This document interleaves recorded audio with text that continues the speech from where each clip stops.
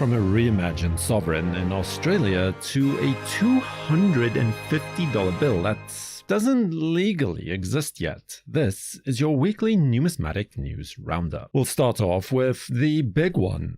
On June the 4th, the US Mint kicked off pre-orders for the FIFA World Cup 2026 commemorative program, and this is a first in a long time. It is the first US soccer commemorative since 1994. There are 7 products in all. You've got the $5 gold coin, the silver dollar, and a clad $half, each in proof and uncirculated, plus a 3-coin proof set. The gold coins are about a quarter an ounce of 90% gold and is capped at 100,000 pieces. The silver dollar is limited to 500,000 coins, and the clad $half top out at 750,000. The designs are fun. The gold coin turns the globe into a soccer ball centered on North America. Wrapped in the line, "Football unites the world." The silver dollar shows a player in full motion, and the $half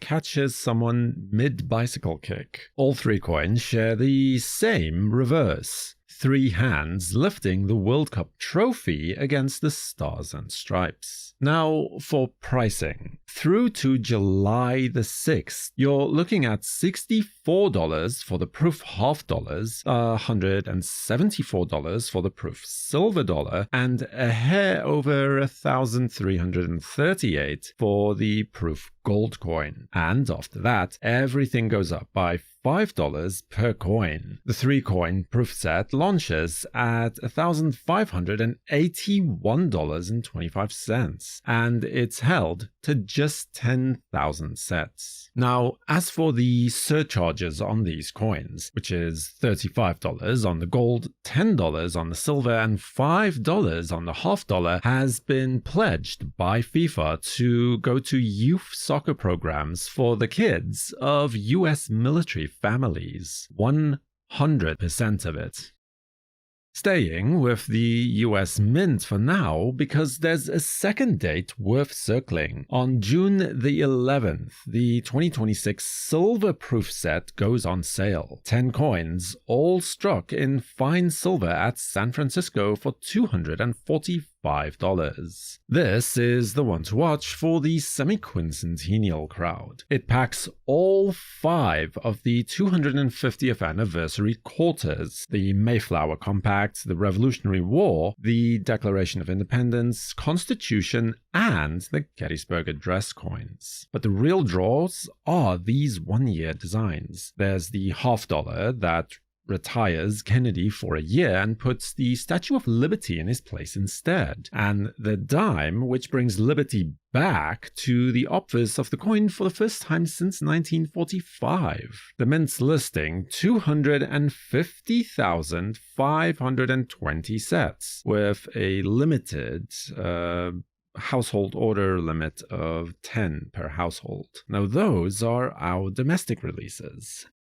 So now let's cross the Pacific, because Australia just gave one of the most famous designs in numismatics a complete makeover. The Perth Mint has reimagined its Australian sovereign for 2026, and it's a bold one. The classic St. George and the Dragon design is still there in spirit, but now it more represents a warrior on horseback, sword raised over a defeated dragon. You'll also spot the traditional P mint mark and a special 100 privy mark, denoting what would have been Queen Elizabeth II's 100th birthday. The full gold sovereign is limited to just 1,500 pieces, with the quarter coming in at 1,750. And if you want the full 3-coin proof set, well then good luck, because that one is capped at just 250 sets. Now, new coins are one thing, but this week the bigger conversations was about money itself, starting with a banknote that, legally speaking, can't even be printed yet.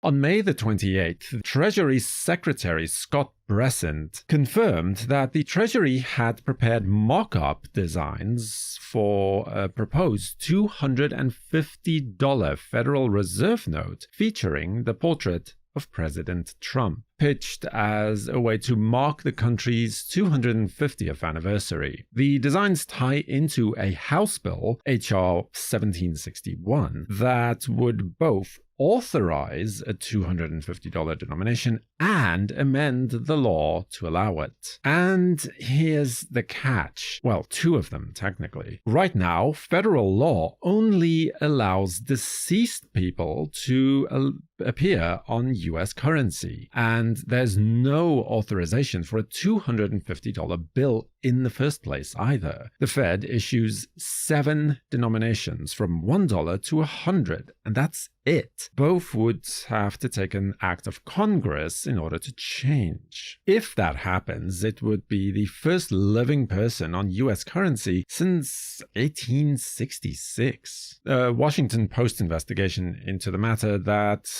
came out in the same week also reported that Treasury appointees had pushed the Bureau of Engraving and Printing staff to prepare prototypes, and that some staff flagged both legal and procedural concerns about getting ahead of the law. Bessent describes it all as routine advanced planning. The department, he said, prepares things ahead of time but will stick to the law, worth noting that the Bureau says that new banknote designs normally take years and only go public about 6 to 8 months before they actually circulate. From a banknote that can't legally be printed to a state that just expanded what counts as money in the first place. So, in Alaska, House Bill 1 became law on May the 29th, and it did so without the governor's signature. The bill recognizes gold and silver specie as legal tender and stops the states, boroughs, and cities from charging local sales tax on precious metals transactions. It takes effect on August the 28th.